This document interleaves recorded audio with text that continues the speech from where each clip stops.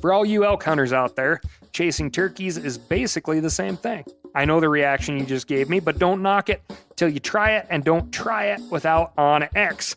The Hunt app will not only help you find new areas on public ground, but I use it to find out landowner info to get permission on private ground that I see birds on as well. OnX Hunt has a special offer for you. Use code CAL to receive 20% off your membership at onxmaps.com/hunt and find more birds this spring.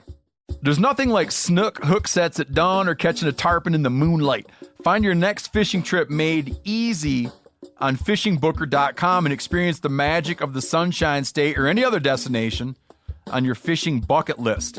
Book a blue water adventure in search of sailfish or go snapper fishing with the kids. With over 6,000 captains and trips to choose from, planning your next one just got a whole lot easier. Download the Fishing Booker app on the Google Play or App Store, or visit them online at fishingbooker.com to book your trip today. Hey, I just sat down with the owners and operators of Maui Nui Venison. They're on a mission to balance axis deer populations on Maui while giving back to the community and run a totally sustainable operation. For folks like me who want to get your own meat but aren't always successful, you can become a snack subscriber, get some axis deer sticks sent right to your door. Visit MauiNuiVenison.com. That's MAUINUI venison.com and use promo code CAL for 20% off your first order. From MeatEater's World News Headquarters in Bozeman, Montana, this is Cal's Weekend Review presented by Steel. Steel products are available only at authorized dealers. For more, go to steeldealers.com. Now, here's your host, Ryan Cal Callahan. Archaeologists have discovered what looks like a 9,000-year-old deer camp in the Jordanian desert. The hunting complex is believed to have been used by gazelle hunters around 7000 BC to perform rituals to guarantee a successful hunt. Likely story. If you grew up in the, quote, deer camp situation of hunting, you know as well as I do that the word ritual can mean a heck of a lot of things to a variety of different people, cousins, uncles, etc. Sometimes those rituals do a lot more harm than good for your hunt, especially if it requires getting up really early the next morning. The team of French and Jordanian archaeologists found more than 250 artifacts, including 2 statues with carvings of human faces, along with animal figurines. According to German media outlet DW, they also found a desert kite, and they say it's the oldest, largest, and best preserved large-scale hunting structure ever uncovered. What is a desert kite? Good question. A desert kite is built from 2 walls that stretch for several hundred meters and become gradually narrower, forming a V. Hunters herded animals into the wide end of the V and chased them to the narrowest point. At that narrowest point, they'd have a pit dug or some sort of enclosure constructed. Hunters usually trapped 40 to 50 gazelles in a single hunt, sometimes as many as 600. The walls didn't have to be high to keep the animals moving down the V. Low walls were often used, or sometimes a row of posts with rag banners. Today, some of the surviving desert kites are so large they can be seen from space, according to National Geographic. The enclosures at the end of the V were always carefully constructed, and they could include a single cell or multiple separate enclosures. Pits were often dug in these enclosures, which were almost impossible to spot until the animals had already fallen in. Archaeologists believe the desert kites were used during the gazelle's seasonal migration when herds were moving in a predictable direction. Desert kites were first discovered by the Royal Air Force, flying over the eastern desert of Jordan in the 1920s. They're called kites because the pilots that spotted them thought the shapes resembled toy kites used by children. We all remember Mary Poppins. Pistol and tight to the string of your kite. Similar hunting structures were also used in North and South America and even Scandinavia, but archaeologists did not know at first what they were used for. Some thought they were used ritualistically, which, by the way, is always what archaeologists say when they don't really know. Later, others hypothesized that desert kites were used to herd domestic animals. Today, the consensus has mostly coalesced around hunting. Although, if you ask me, this is more of a detain against their will type of method versus hunting. You know, I've been there, just not in the Jordanian desert. It was Mexico. Anyway, this week, a special tale of the bureaucracy of gun possession in the heart of the cold, cold city, bad bills, some good, and the difference between wild and feral. But first, I'm going to tell you about my week. And my week was pretty wild. Went down to Los Alamos County, New Mexico, and partially helped, but mostly observed a feral cattle roundup conducted by the County of Los Alamos and a professional wild cattle wrangler, Cody Farian, from Pagosa Springs, Colorado. This is a mix of hunting and beef wrangling. The major difference is these cattle do not recognize or play the game of being rounded up. They either run at you in an attempt to tip you over, or they run away from you, like a herd of elk. These beeves were hanging out on the edges of flats, staying in places where they could drop off into steep canyons and be less visible. At least that's what I observed. Obviously, we have talked about the ongoing effort in the Gila wilderness to exterminate unbranded cattle through aerial gunning. This Los Alamos operation is much more hands-on, much more dangerous as well.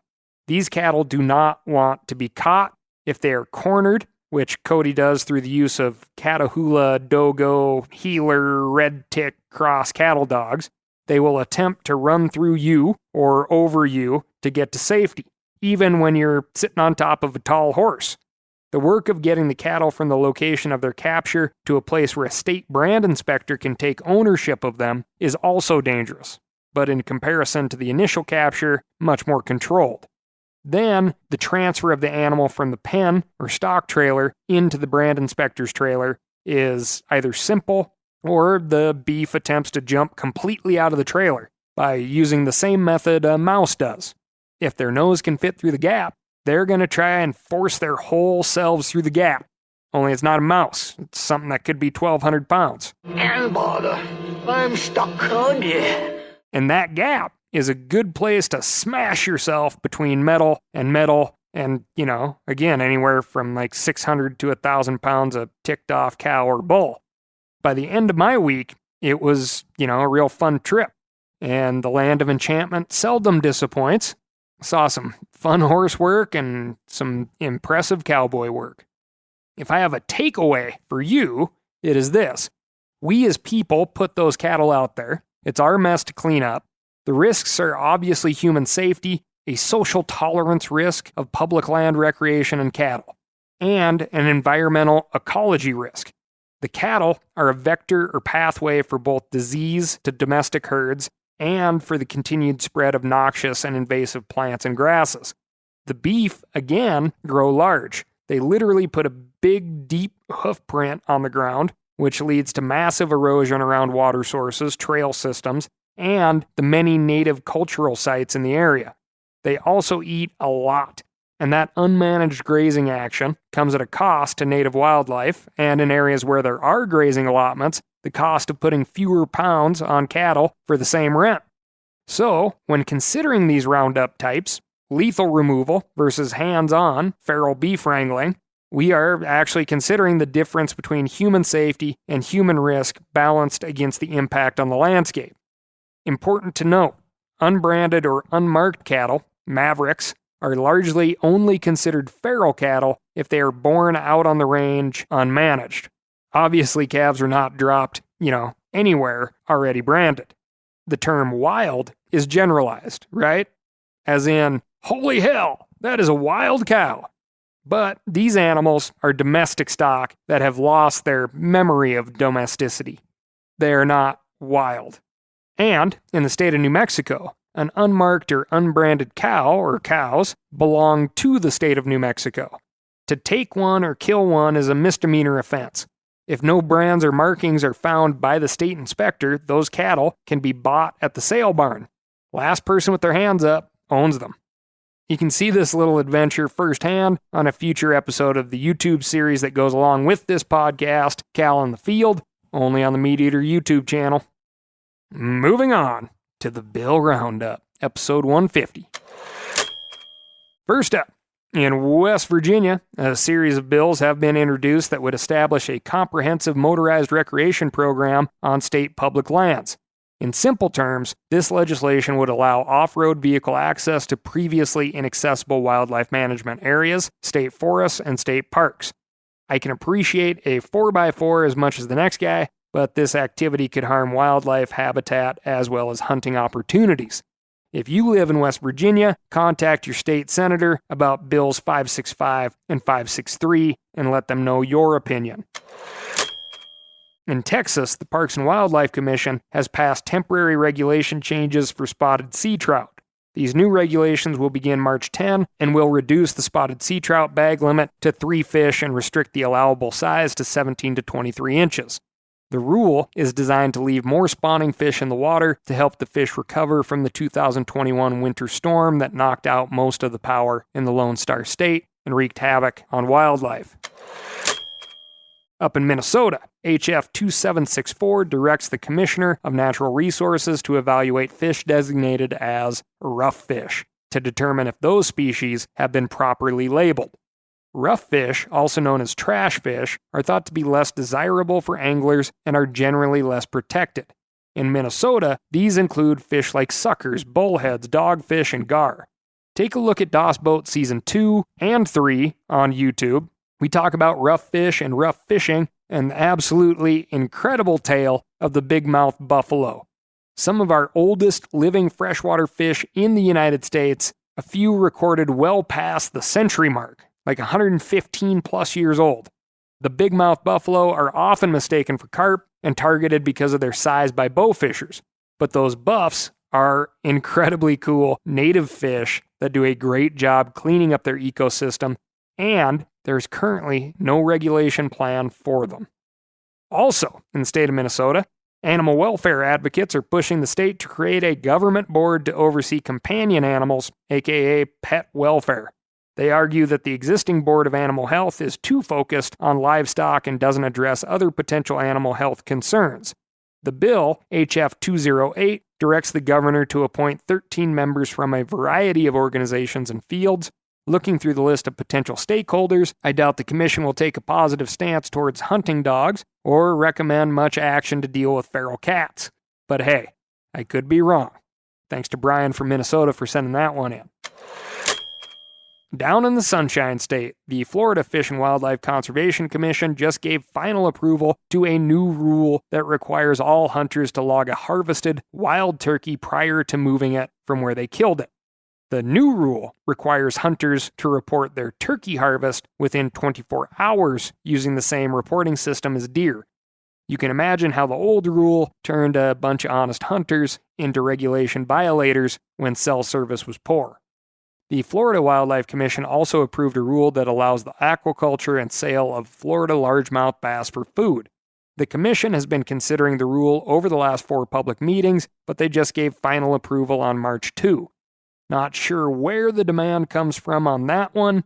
Remember, a major fisheries concern is not enough angler harvest amongst most species of bass, one exception being the old Guadalupe. In Kansas, the House just voted 117-4 to pass HB 2456, which would allow the Secretary of Parks and Wildlife to issue a lifetime combination hunting and fishing license to Kansas residents under the age of 5. The license would be available for the low price of $300. If a Kansas resident purchased a combo license every year from age 17 to 80, they'd spend a little over $3,000. So you can see why the Kansas Department of Wildlife and Parks opposes the measure. HB 2456 is currently being considered by the Kansas State Senate.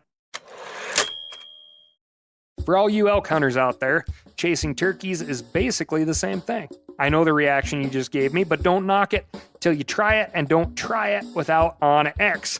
The Hunt app will not only help you find new areas on public ground, but I use it to find out landowner info to get permission on private ground that I see birds on as well. OnX Hunt has a special offer for you. Use code CAL to receive 20% off your membership at onxmaps.com/hunt and find more birds this spring.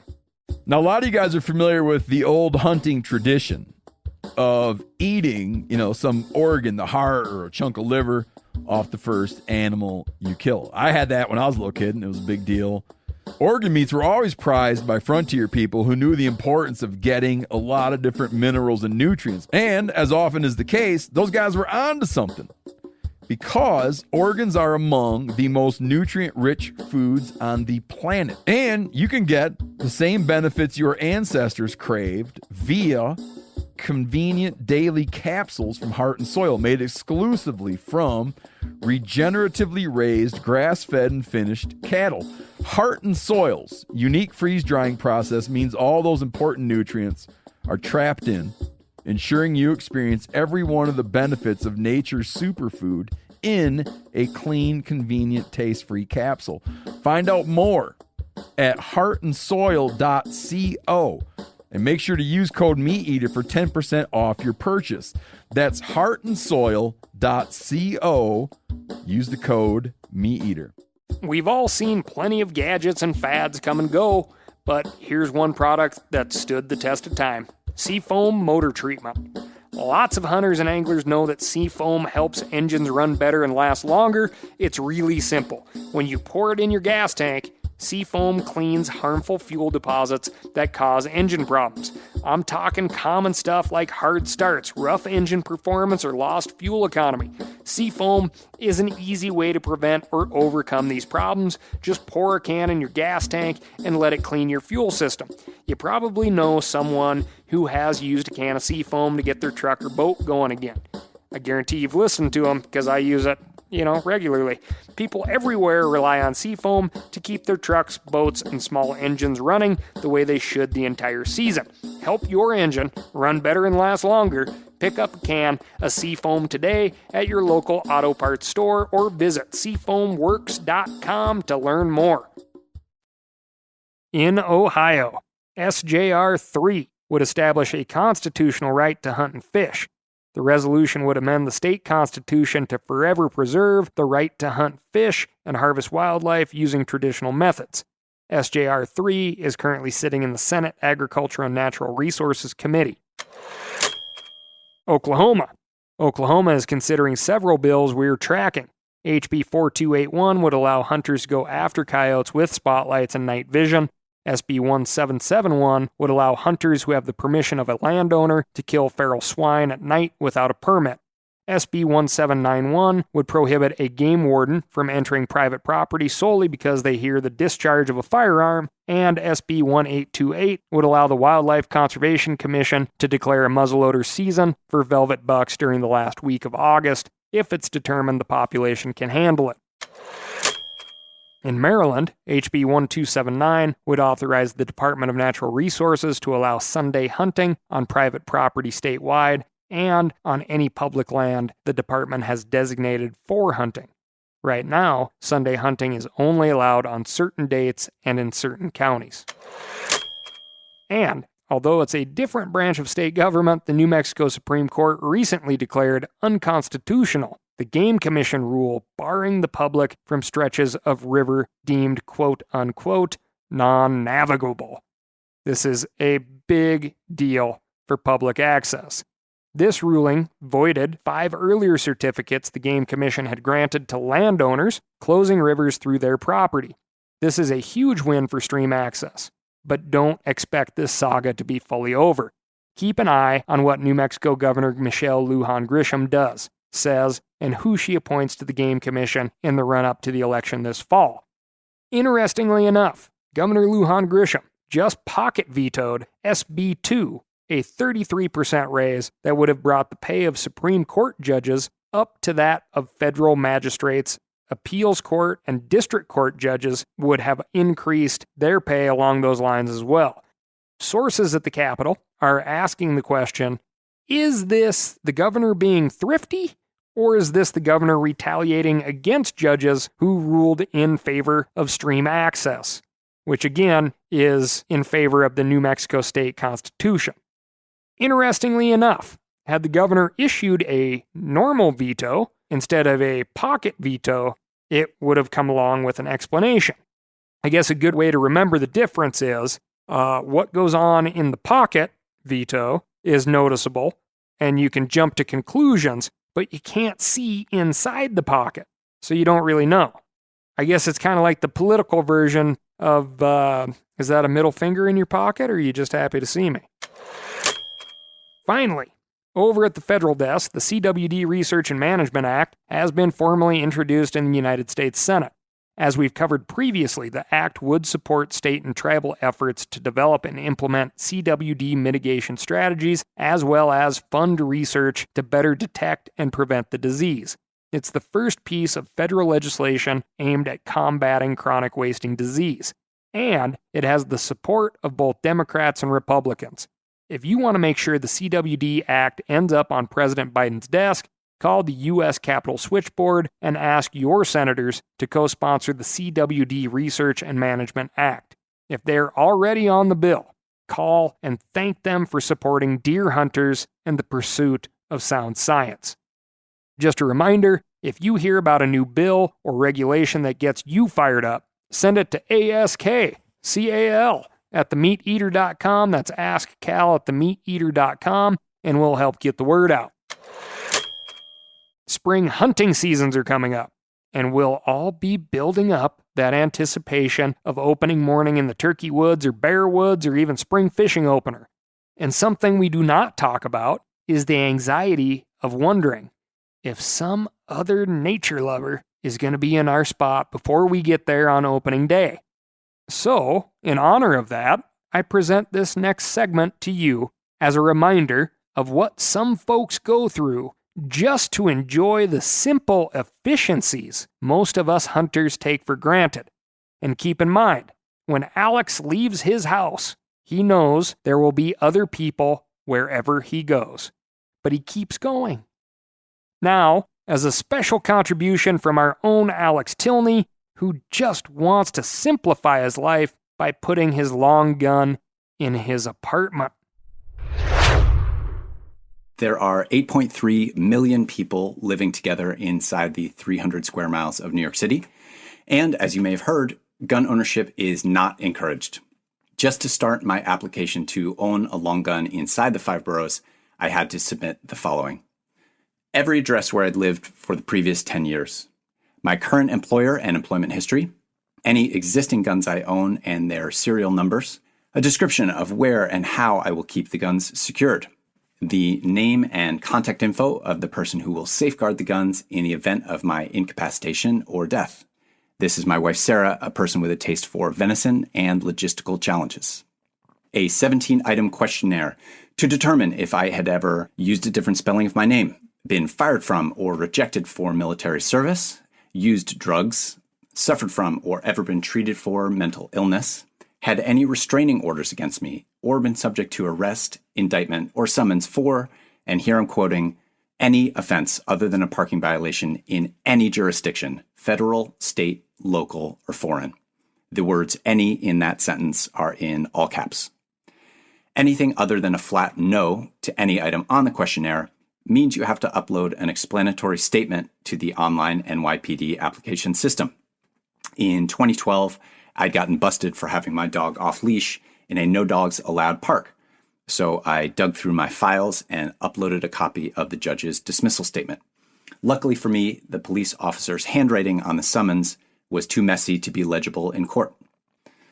My doctor wrote a letter stating that my bipolar disorder has been successfully treated for 15 years and that I pose no threat to myself or anyone else by possessing a firearm. It isn't easy to talk about your mental health with anyone, let alone an online application system. But after all, faceless bureaucracy doesn't require you to look anyone in the face, and so I uploaded that letter. Let's see, what else? A letter signed by my cohabitant confirming agreement to have the guns in our residence, which had to be notarized. So Sarah and I walked 3 minutes from our apartment past Angelica's Diner, the Yeshiva Shara Torah, Carnival Vegetable Market, open 24 hours, the Uzbek Watch and Shoe Repair Place, the Laundromat, and a Carvel ice cream shop to get to MF Discount, a 99-cent store where notary Guruwan Siram charges $2. I uploaded that letter, my passport, my birth certificate, my New York-issued driver's license, my social security card, a utility bill, A photo from the shoulders up against a neutral background, and, of course, a fee of $140 for the permit and $88.25 for the in-person fingerprinting when it came time for that. I submitted all of that material on January 11th, 2021. 354 days later, on December 30th, I received an email from the NYPD letting me know that I could now schedule my fingerprinting appointment by calling any one of 3 phone numbers until I got through to the office. Rotating through all 3 numbers, I called 34 times before I got through to Officer Roberts, who slotted me in on February 8th, 2022 at 10 a.m. I had already uploaded all the necessary documents, but I was required to bring with me a physical copy of my driver's license, birth certificate, social security card, utility bill, passport photo, and the notarized letter of cohabitation. With a file folder containing all this, I got on the G train at Fort Hamilton Parkway, rode 35 minutes to Court Square, switched to the E train, and rode another 30 minutes. It was only the 5th or 6th time I'd been on the train in the previous 2 years, the first time since Omicron, and it felt good to be among everyone just going about their business.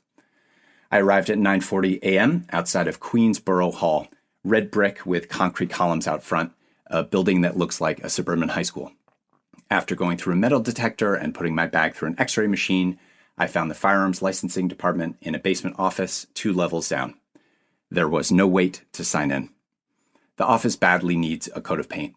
But it smelled good. You could get the food of about 3 dozen countries within a 5-minute walk, and I saw a few styrofoam clamshells open on the officers' desks, their masks under their chins as they ate. I waited for about 10 minutes, and then a tall officer in his 20s, whose name tag read Baker, called me up to the fingerprint machine, sort of like an ATM with a little scanner bed attached.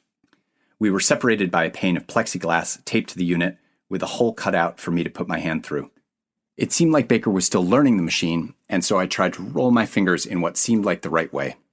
It took about 5 minutes. When the scanning was done, Baker told me I'd receive the permit in the mail in 4 to 6 months. Thinking of the dog park infraction and the mental health letter, I asked if this time was just for processing or for the background check as well. Right, he said, the background check starts now. Once you get the license, he went on, you'll bring each firearm to this office in person to be registered. So, as of this recording, I'm only midway through the process. But in the meantime, I'll be thinking about ducks flying over the Hudson River and deer grown fat on suburban landscaping. My archery certification is also underway. Isn't that a process? So, I want you all to think about that, especially you folks living in the Midwest and the West that, compared to that pain in the butt that Alex just described, don't really have that many problems. Keep a smile on your face, be courteous to your fellow hunters in the turkey woods, and I'll talk to you next week, because that's all I've got for you. Thank you so much for listening, and as per usual, don't forget to let me know what's going on in your neck of the woods by writing in to ASKCAL, that's askcal@themeateater.com, and with those first gobbles of spring will come a late snowstorm that brings the branches down around you and your yard, so be prepared by going to steeldealers.com and locate a local, knowledgeable steel dealer near you. They'll get you set up with what you need, and they won't send you home with what you don't.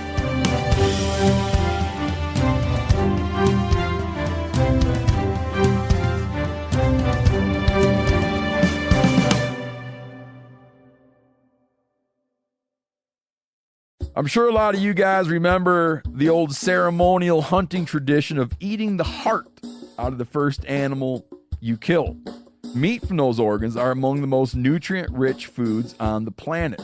You can get those same benefits your ancestors craved via convenient daily capsules from Heart and Soil. Find out more at heartandsoil.co. And remember, use code MeatEater for 10% off your purchase. Outdoor adventure won't wait for engine problems. Things like hard starts, rough performance, and lost fuel economy are often caused by fuel gum and varnish buildup. Seafoam can help your engine run better and last longer. Simply pour a can in your gas tank. Hunters and anglers rely on Seafoam to keep their engines running the way it should the entire season. Pick up a can of Seafoam today at your local auto parts store or visit SeafoamWorks.com to learn more. That's SeafoamWorks.com to learn more.